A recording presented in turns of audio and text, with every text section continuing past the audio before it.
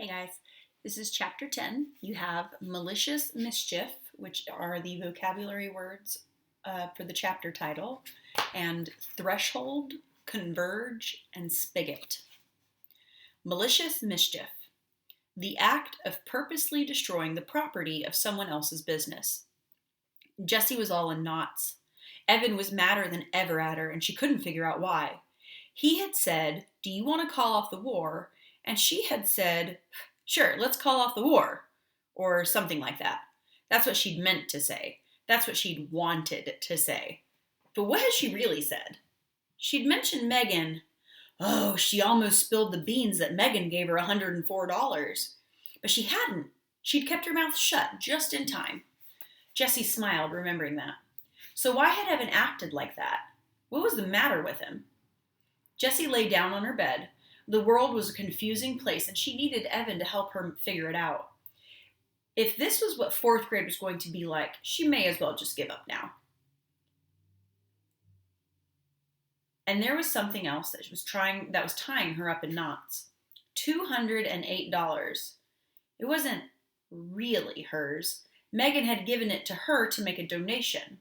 She hadn't given it to Jessie the way Evan's friends had given him their money.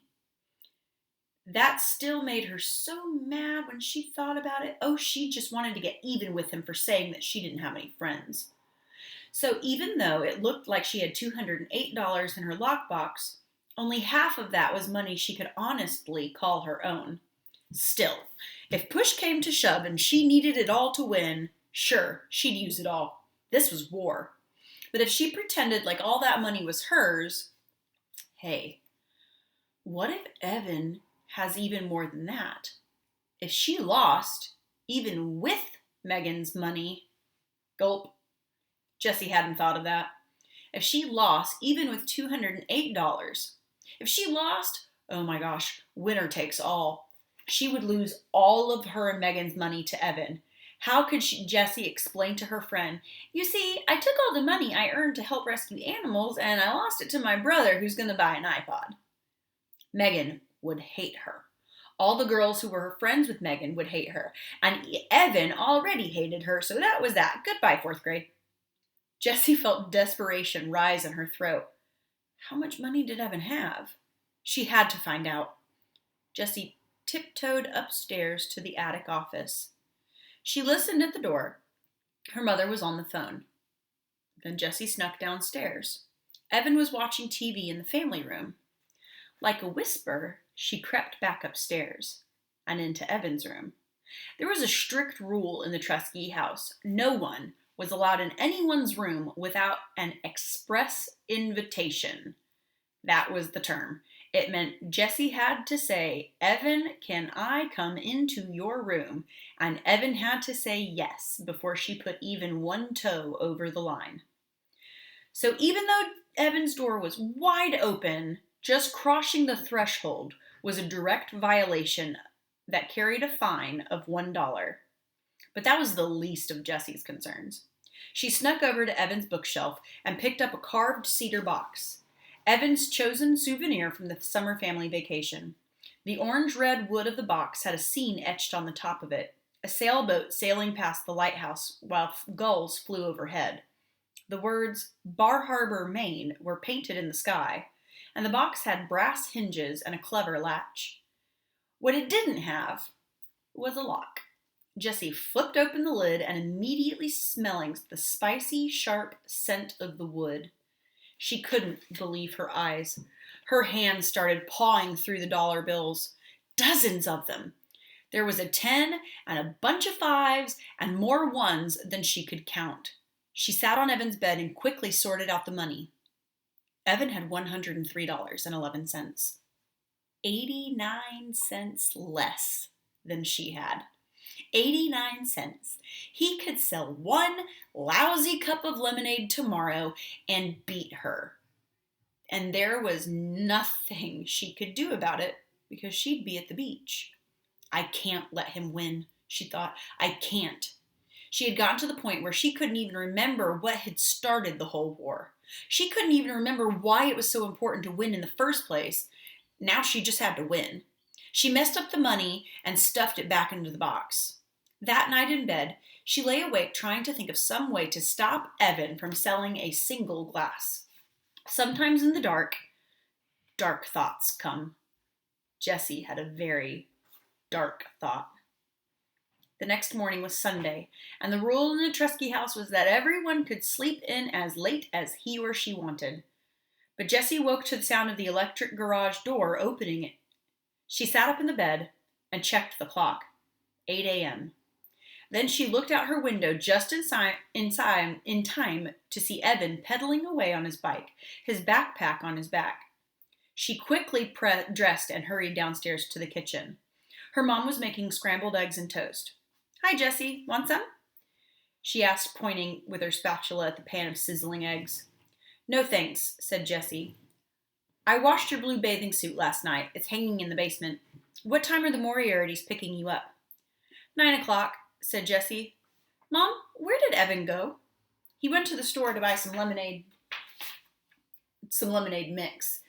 Jessie's mom scooped the eggs up onto the plate and put the pan in the sink.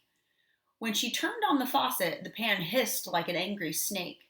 A great cloud of steam puffed into the air and then disappeared. "What's going on, Jess? What's with all the lemonade stands and you and Evan fighting?" Jessie opened the pantry cupboard and pulled out a box of Kicks. "Nothing," she said. She watched the cereal very carefully as she poured. She didn't want to look at her mother right then. Mrs. Tresky got the milk out of the refrigerator and then put it on the counter next to Jessie's bowl. "It doesn't seem like nothing. It seems like there's a lot of bad feeling between the two of you." Jessie poured her milk slowly. "Evan's mad at me. And he's going to be a whole lot madder after today," she added in her head. "What's he mad about?" asked Miss Tresky. "I don't know. He called me a baby and said that I ruined everything," and Jessie felt it coming. She tried to hold it back, but she knew it was coming. Her shoulders tightened, her chest caved in, and her mouth opened in a howl. "He said he hates me!" Tears poured out of her eyes and dropped into her cereal bowl. Her nose started to run, and her lips quivered. With every sob, she let out sounds like a tire squealing on a wet road. For the whole time Jessie cried, her mother wrapped her in a hug, and then, like a faucet, Jessie turned off. She stopped. She had told the whole truth. She really didn't understand what made Evan so angry. Even before the lemonade war, he had been mad, and Jessie still didn't know why. "Better?" asked Miss Tresky. "Not much," said Jessie. She wiped her nose with her paper napkin and started eating her cereal. It was soggy, but thankfully not salty. "Don't you think it would be a good idea to find out what he's mad about?" asked Jessie's mom. You're never going to stop being mad at each other until you understand what made each other mad in the first place." "I guess so," said Jessie. "It can't be hard. Sometimes it's even hard to know what you're feeling yourself. I mean, how do you feel about him?" asked Mrs. Tresky. Jessie didn't have to think long. All the insults and anger, the confusion and fighting seemed to converge in a single flash of white-hot feeling. "I hate him! I hate him for saying all those mean things and for not letting me play. I hate him just as much as he hates me. More!" Mrs. Tresky looked sad. "Can we have a sit-down tonight, after you get back from the beach?" "No," said Jessie, remembering the spit vow. Evan would be mad if he knew that she worried Mom about their fighting. And then he'd spill the beans about what terrible things she'd been doing. Jessie didn't want her mom knowing anything about that. "We'll work it out ourselves, Mom. I promise. Evan and I will talk tonight." "I'm sorry I've been working so hard," said Mrs. Tresky. "I know it's a lousy end to the summer." "It's okay, Mom. You gotta work, right?" "Yes. No, I don't know. I promise I'll be finished by dinner time tonight. That way we can all go see the fireworks together." Jessie's mom looked out of the window. "I hope they don't get canceled because of the weather. They're saying scattered thunderstorms this evening." Jessie and her mom finished breakfast without saying much else. "I'll clean up," said Jessie. She liked to do dishes, and she wanted to do something nice for her mom. While she cleaned, she thought about the terrible plan she had come up with last night. It was mean. It was really mean. It was the meanest thing she had ever imagined doing. "I'm not going to do it," she decided. I hate him, but I don't hate him that much. She was putting the last glass in the dishwasher when Evan walked in. His backpack was bulging. I thought you were going to the beach for the day, he said. Megan's picking me up in half an hour, she thought, as she saw Evan stiffen up. Good. What's in the backpack? Not much, he said, dumping the contents onto the kitchen table. Cans of lemonade mix rolled all over. Jessie tried to count, but there were too many. 15?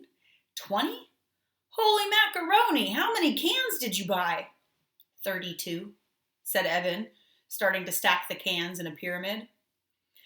But you don't need that much. Even to win, you don't need that much. That's, she did the calculations in her head. That's 256 cups of lemonade. If you sell them at 50 cents, $1. I'm going to charge $1 a piece. Jessie felt like her head was going to explode. You'll never sell it all, she said. There isn't a neighborhood in town that will buy 256 cups of lemonade in one day. Too much lemonade. Not enough thirsty people, she thought. I'm going to roll. Like an ice cream truck. I'm going to mix it all up in a big cooler and wagon it from street to street. The high today is going to be 94. It might take me all day, but I'll sell every last drop. 256 smackers. And then tonight, juicy, we count our earnings. Don't forget, winner takes all. But you don't need $256 to win, she shouted. Evan stood tall in that gravelly voice that all the boys imitated. I don't play to win. I play to pulverize. Oh, what an idiot. Jessie couldn't believe her brother could be such a jerk. She watched as Evan put together his rolling lemonade stand in the garage. The big cooler was something that Miss Tresky had bought a few years back when she was in charge of refreshments for the school spring fling. It looked like a giant bongo drum with a screw-off lid and a spigot at the bottom. Evan loaded it into the wagon. Then he poured in the mix from all the 32 cans. He used the garden hose to fill it, the cooler to the top. Then he dumped in 4 trays of ice cubes. With a plastic beach shovel, he stirred the lemonade. The ice cubes made a weird rattling noise as they swirled around in the big drum. Using the shovel like a spoon, he scooped out a tiny bit to taste. Perfect, he announced, screwing the top on tightly. Then he went into the basement to make a lemonade on wheels sign. Without a moment's hesitation, Jessie sprang into action. First, she got a large Ziploc bag from the kitchen drawer, the kind that you could freeze a whole gallon of strawberries in if you wanted to.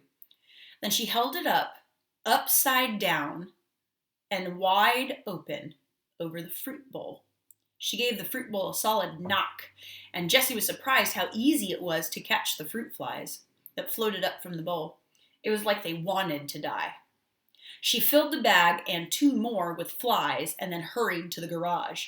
She unscrewed the top of the big cooler. Holding the bag upside down, she unzipped it, expecting the flies to fall down into the lemonade. They didn't. They stayed safe and dry in the bag. It was like they wanted to live. Too bad for you, stupid flies, said Jessie as she plunged the bag into the lemonade. Under the surface, she turned the bag inside out, swishing it back and forth so that all the flies were washed off into the lemonade. She emptied all 3 bags of flies into the big cooler, then hunted around until she found 2 green inchworms and a fuzzy gypsy moth caterpillar. She tossed them into the cooler, then she threw a fistful of dirt for good measure. She was just about to screw the cap back on when she heard Evan coming up from the basement. There wasn't time to get the cap back on. He would see the bugs, and the whole plan would be ruined. Jessie ran to the steps and shouted, Evan! Mom wants to see you in her office right away! Oh, man, he muttered as he started to climb the second set of stairs. Jessie quickly screwed on the cap, grabbed her blue bathing suit from the basement, and went upstairs to her room. On the way, she passed Evan coming down. Mom did not want to see me, he said, annoyed. Jessie looked surprised. Oh, that's what it sounded like. She yelled something down the stairs. I thought it was, get Evan. She shrugged. So I got you. From her bedroom window, she watched Evan rolling down the street with his lemonade on wheels stand. It was like one of those old-timey peddlers calling out, Lemonade! Get your ice-cold lemonade here!